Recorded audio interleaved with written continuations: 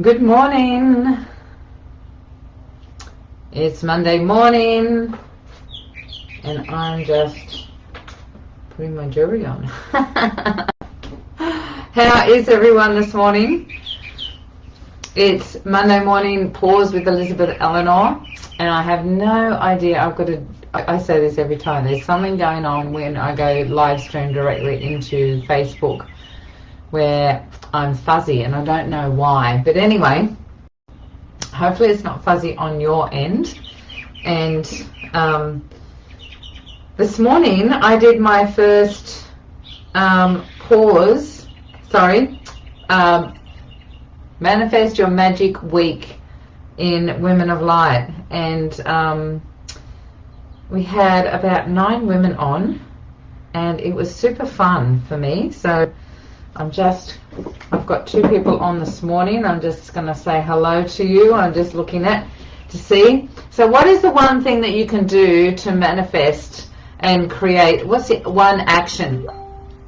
So today I wanted to talk about a principle about creating that not many people are aware of, and it's called the Matthew effect.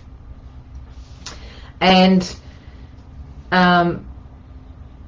what happens is when you're creating, and I know for myself when I was working, I've been in the spiritual realm and the spiritual, self-development processes or whatever for coming up to 25 years. It was 25 years next year.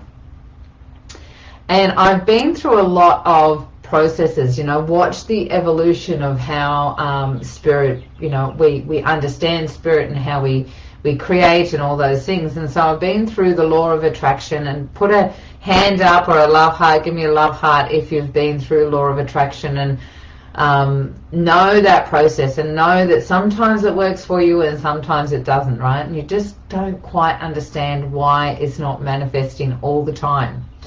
And one of the reasons is because it's half-truth. There's not always the right information given to us. Or, let me put it a different way. Sometimes we don't have the level of consciousness to actually understand it. I know that just recently I went back and listened to some of the Law of Attraction stuff with Esther Hicks. And knowing the information I know now, I understood that Abraham was actually saying it all in their own language, but I wasn't getting it in the right way because of the level of consciousness I was at the time. And don't get me wrong, I used to manifest like crazy, and I'm a really good manifester. However, one of the things that I noticed was this lull, manifesting, not manifesting, manifesting, not manifesting, or always manifesting, but not always the stuff that I wanted to create. And so there's this thing called the Matthew effect. So I want to ask you, what sort of habits are you engaging in every single day? If you're someone, and throw in the comments if you're someone that would like to create the life that they love and really step into their divine nature and wisdom, and really, really get this show on the road and create your dreams. Like, don't you want to be here and live the life that you know that you were destined to live? Throw it in the comments if you're ready and willing to do all it takes to create that, to create your destiny and to live the life that you love. I want to see who wants to commit to that, right? Because I know that I'm committing to that. And so what happens is we listen to that little voice in our head that wants to keep us safe, right? It's this little voice in our head from our childhood that wants to keep us safe and has kept us safe throughout all of our childhood, and this is the way you behave to survive on this planet, right? Or to survive in this culture or this environment or whatever it might be, right? In this family, this is what we do. And so we get into habits, and the Matthew effect is all about, you know, some may hear it or understand it as the rich get richer, the poor get poorer, right? And so the Matthew effect is, and I'm not quoting verbatim, but for those that have more, and for those that have not, have less. And so the way it works is, when you are taking the action with something that you want to create, even if it's a small action, what happens is it starts to accumulate. And so as you take action, there's an accumulation of that same action that starts to take on and snowball in a way, right? So I'll give you an example. Who's ever decided that winter's been, you know, cold and wet and miserable, and you've eaten way too much and you haven't done anything, and you've decided that it's time to go to the gym, right? And so when you first go to the gym, or you go for a walk, right? I'm going to start walking every morning, for example. And when you first start, you don't look like Arnold Schwarzenegger, or I don't know anyone else that I can, say, because that's not my world. But you don't look like a supermodel, right?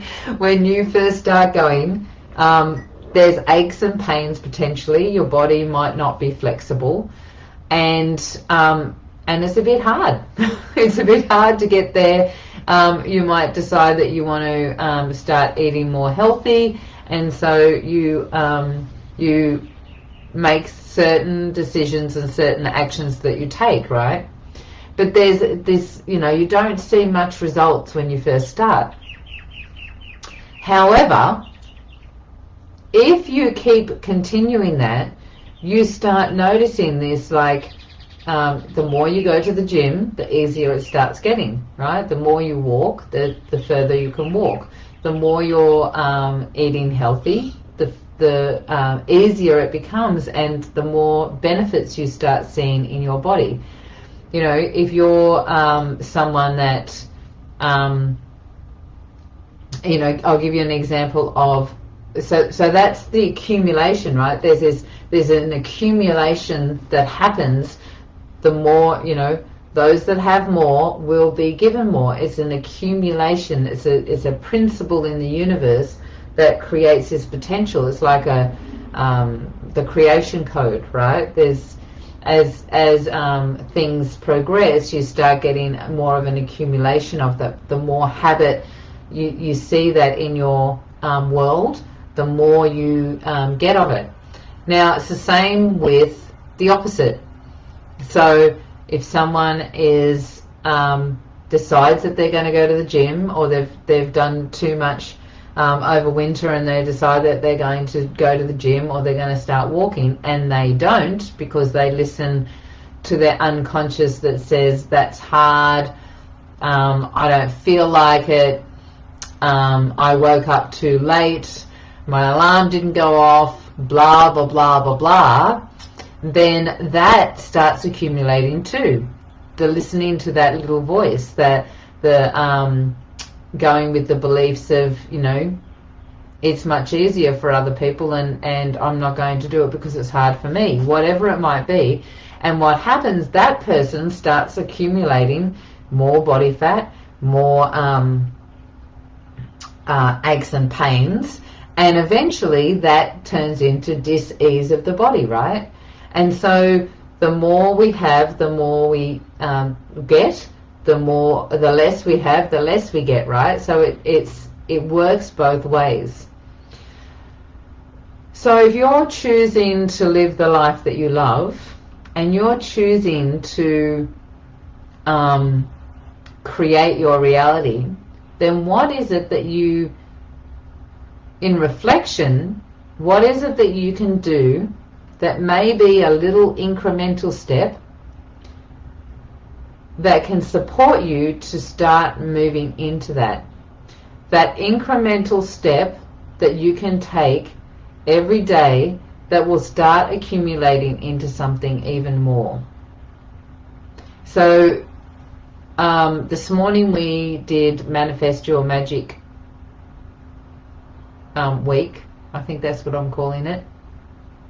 And we had some beautiful women on there. It's only short. If anyone wants to join, it's 15-20 minutes, half an hour, depending on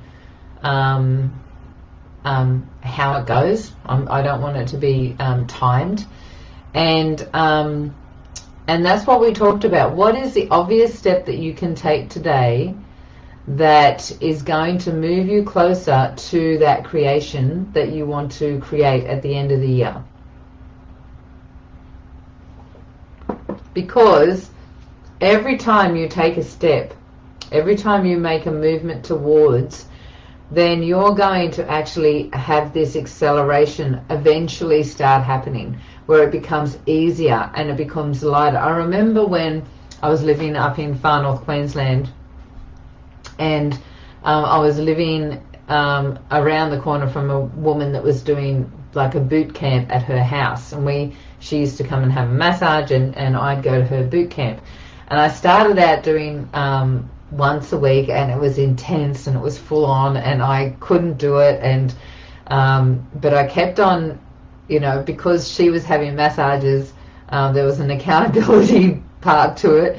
And like, why don't you start coming twice a week? So I started going twice a week. And anyway, I remember I'd been there for about, I don't know, 6 months or something, and a new person turned up. And this new person was, really doing it hard. I could see her sweating, and I could see her not being able to cope with some of the exercises and stuff. And at the end, I spoke to Tanya, the woman, and I said, I noticed that you made. She said, how did you go? And I said, yeah, it was really easy. I said, I noticed you made it a bit easier for that new woman. And she looked at me and she said, I didn't. And I said, yeah, didn't you make it a little bit easier? And she said, no, I didn't make it easier at all. She said, actually, you're most probably not recognizing that your body is being able to adapt and is getting stronger.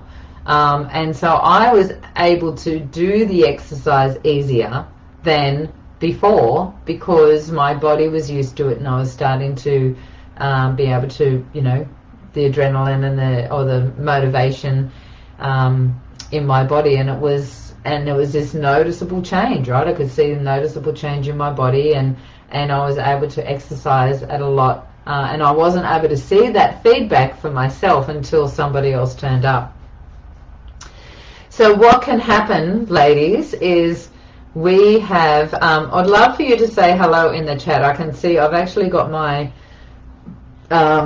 video on my phone this time, which I don't normally, and so I'd love for you to say hi, because I can see that there's quite a few people on.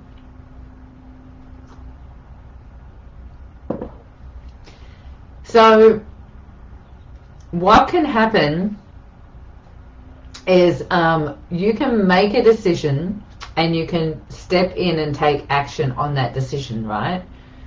Or you can listen to that little voice in your head that gives you all of the excuses why you can't do that, right?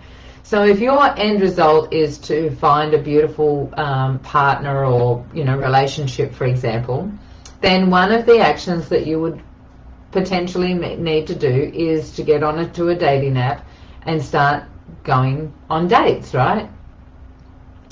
But if your subconscious, if your little inner critic, that little voice in your head says, well, actually, before I do that, I actually need to lose more weight, right?